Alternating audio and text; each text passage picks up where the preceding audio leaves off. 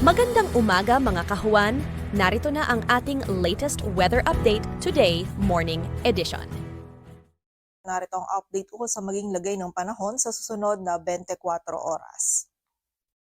Patuloy pa rin umiiral ang shear line dito sa silangang bahagi ng Southern Luzon kung saan magdadala pa rin ito ng mataas na tsansa ng mga pag-ulan, pagkidlat at pagkulog lalong-lalo na yan dito sa area ng Bicol Region. Samantala, ang northeast monsoon o amihan naman ay patuloy pa rin nagdadala ng malamig na panahon dito sa may area ng Northern at Central Luzon at meron din itong dalang mga may hinang pag-ulan or pag-ambon lalong-lalo na dito sa area ng Cagayan Valley. At ngayong araw, ang easterlies ay patuloy pa rin magdudulot ng mga kalat-kalat na pag-ulan, pagkilat at pagkulog sa malaking bahagi or sa ilang bahagi ng Mindanao, lalong-lalo na sa silangang bahagi nito. Kaya pag-ingat po para sa ating mga kababayan sa posibilidad ng mga pagbaha at pagguho ng lupa. At sa kasalukuyan ay wala tayong minomonitor or namamataan na sama ng panahon na maaaring makaapekto dito sa ating bansa.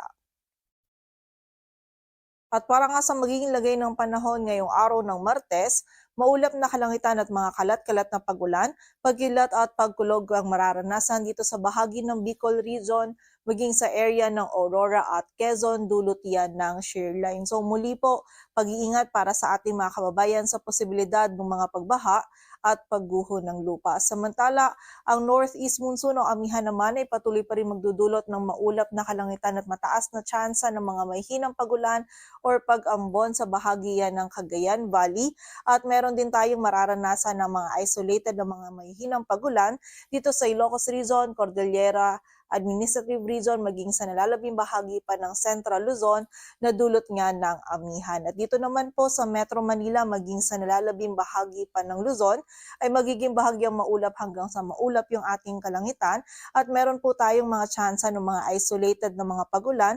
Ito yung mga biglaan at mga panandaliang pagulan, pagkilat at pagkulog dulot ng mga localized thunderstorm. So kapag po tayo ay lalabas ngayon, huwag po natin kalilimutan yung mga pananggalang natin dito sa mga biglaang pag-ulan na ito.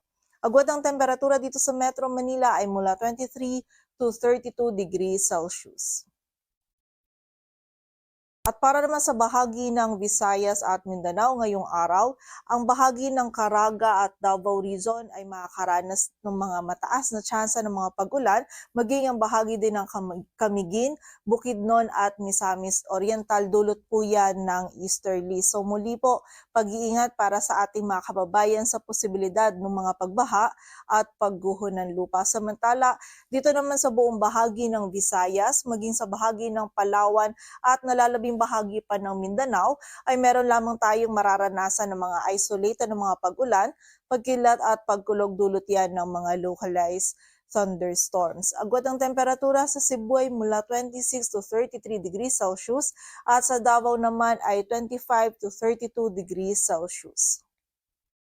At para naman sa lagay ng dagat baybayin ng ating bansa, wala tayo nakataas na gale warning kaya malaya makakapalaot yung mga kababayan nating mangingisda pati na rin yung may mga maliliit na sasakyang pandagat. Dito sa Metro Manila, ang araw ay sisikat mamayang 6:23 ng umaga at lulubog mamayang 5:42 ng hapon.